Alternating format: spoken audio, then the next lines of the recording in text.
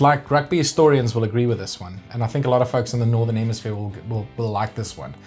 People often talk about Brian O'Driscoll being the greatest Irish centre. I don't even think he's the greatest centre Ireland's ever produced. I think Mike Gibson is. Yeah. And Mike Gibson is on my Mount Rushmore. He played fly-off and inside centre for Ireland, British and Irish Lions legend, played in the 60s and the 70s. Tremendous flair, an eye for a gap. He was really, really quick. Not a big guy, you know, Yeah. but in those days, these guys weren't professional athletes. But Mike Gibson, like Manikis, there's just the lore and the myth around him.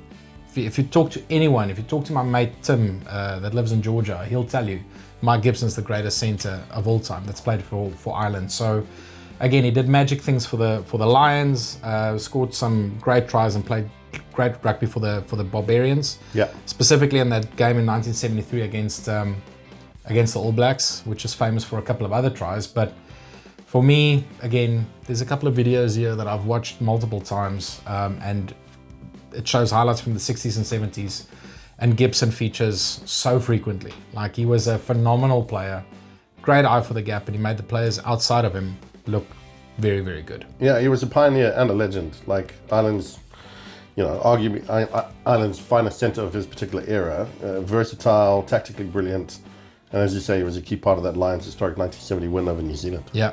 So again, he was part of my considerations and people that I had. There were many, like as we get to the final pick, it's always hard.